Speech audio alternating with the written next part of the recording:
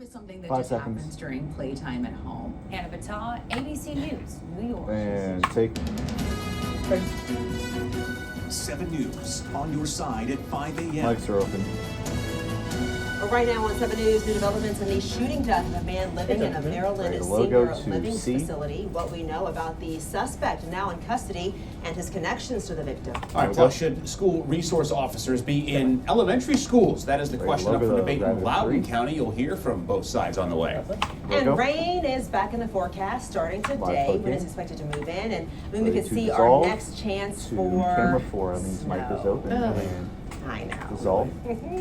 On that note, good morning. I'm Adriana Hopkins. I'm Adam Longo alongside meteorologist Eileen Whalen. So a lot of ups and downs this week. Yeah. Cold, warmer, sunshine, and now we got clouds and rain rolling in. Yeah, exactly. So a little bit of everything for everyone. We even have a little taste of spring, 60s Saturday, and then yes, for the snow lovers, a little bit maybe for you come They've had Monday. enough. Yeah, You know, Their time has come and gone. Yeah. I agree, but a little bit as a snow lover, maybe not so much in March. You know, it's been nice. Can't even work with it because anymore. normally Just can't do it. It's fine. I'm sorry. Just turn the camera this way. So Yeah, I got you. I'll do that. Anyways, but yes, we are going to track some rain showers later today. Maybe a few wet snowflakes in some of the higher elevations, but we are going to be at least dry for the morning commute. So that's some good news. But again, some rain showers developing heading into the afternoon. So maybe picking up the kids from the bus stop. Yesterday felt so mild. Especially after that cold start to the week in the 50s. Today though will be a little bit cooler. We'll only top out here in the mid 40s. And outside right now, not terribly cold. Some of our colder spots right now around Frederick at 33 or at 40 in DC with light winds. But make sure those kids have the umbrella. Some of them may be inside for a recess today and maybe picking up around 3 o'clock at the bus stop or at school.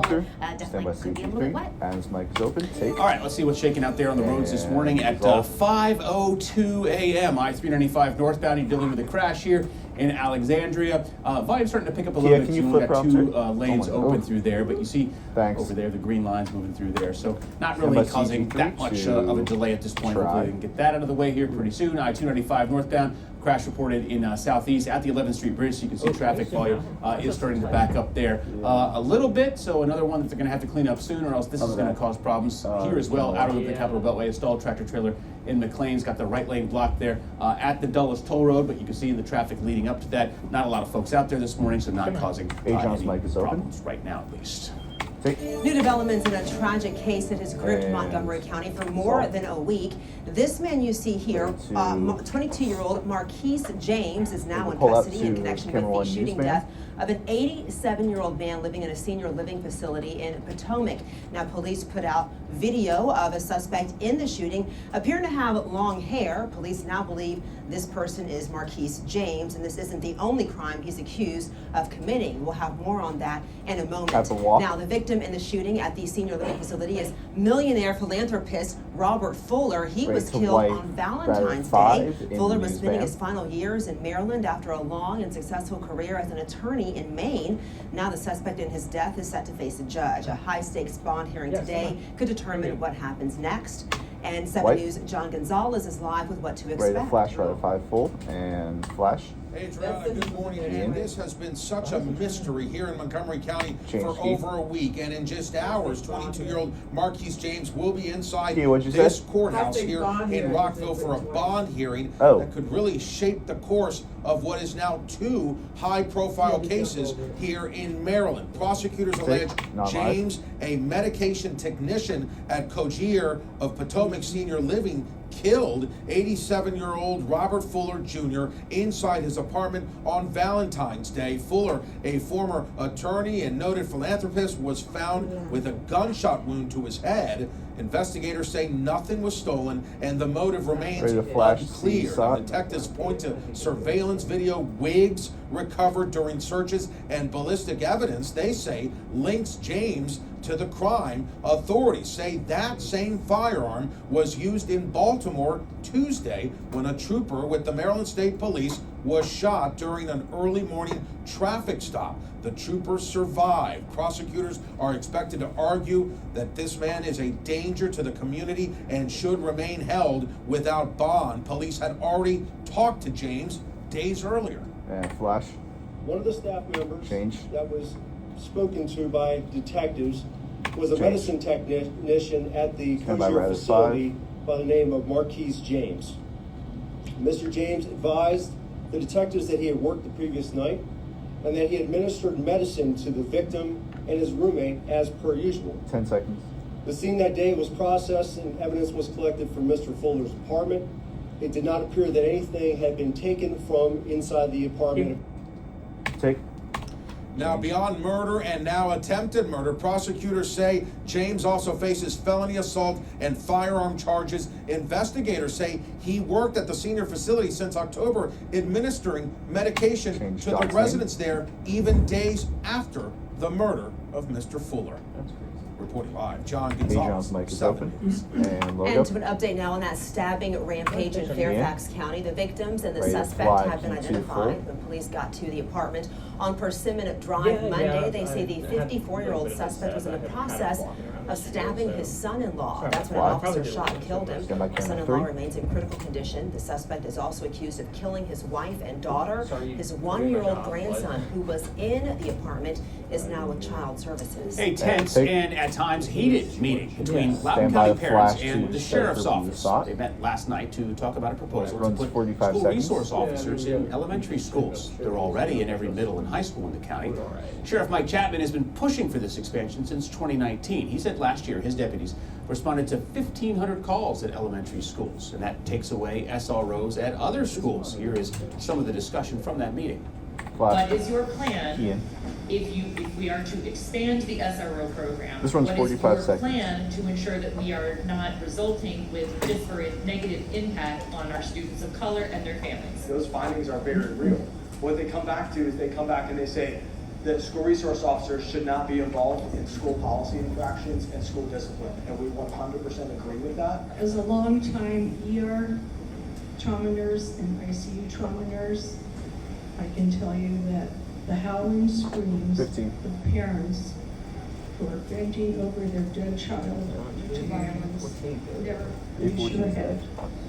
5 seconds. In the world, anyone Mics are open. would want less security when they can have more safety and security is completely unfathomable. If the proposal goes forward, the 4-year rollout would start next year. 15 SROs would initially serve multiple schools. It would cost nearly $7 million the first year and then $18 million every year after that. A marathon meeting in D.C. as the interim police chief was questioned for hours over public safety. The council held an oversight hearing, and much of the focus was on how much authority federal agencies have when it comes to crime in D.C. One council member asked interim police chief Jeff Carroll about coordination when it comes to 911 calls. Flash. Let's say that there's a call that comes into OUC, a 911 call. Yes. How is it that a federal This runs 37 seconds. We got 30 would seconds. show up before you all? I think you're talking about a specific case potentially that happened new. There could be another agency like Park Police or another agency that has a radio zone that can hear the call come out and they can arrive on the scene just by listening to it. But they would have to call in 15 back seconds. to dispatch and say we're going, or no? No, they could just hear the run. They could just show up on the scene. The run's not being assigned, and OUC would assign it to a federal agency. They would assign it to the PD officers that would arrive on the scene. Stand by camera 1. Agencies that can hear those transmissions could come to the area.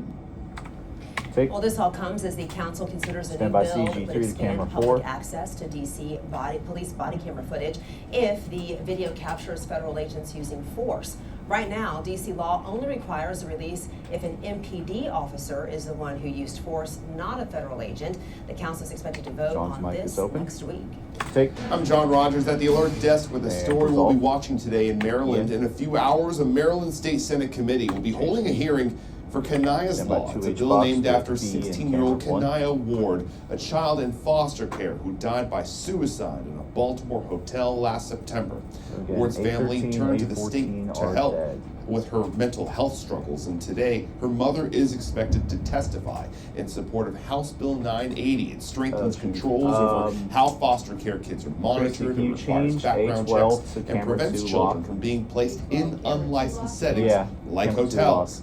We'll have full coverage tonight on 7 News. John's mic is open. Well, new action on a nearly 30-year-old cold case. Virginia State Police were out in Fauquier County yesterday conducting a search in the area of Route 29 and Airlie Road. They say this is related to the 1998 murder of Selena Dalton, and at her home in Strasburg, her daughter Allison, who was 10 weeks old at the time, was also reported missing and has never been found. It's unclear what prompted this new search, but we have reached out to the Virginia State Police and will keep you updated. Last fall, police arrested Daniel Pompel of Culpeper. He is the father of the missing baby, and he was charged with murder and the stabbing death of Selena Jo Dalton. Virginia is delaying this year's primary elections. They were set for June 16th, but have now been pushed to August 4th. Now, this comes ahead of a potential voter referendum on redistricting in April. As we've reported, the proposed congressional map would give Virginia Democrats 10 seats and Republicans 1. Officials say primaries were moved back to give candidates and voters more time if their districts changes. Well, after months of delays, the Clintons are going to be deposed in the Epstein investigation. I'll tell you what they can expect next. Logo. Plus, there's some good news if you're in the market to buy a home this spring. I'll explain coming up in less than 6 minutes. And dissolve. Live plug in, music full, and fade off. Touchdown. Yeah, what's up?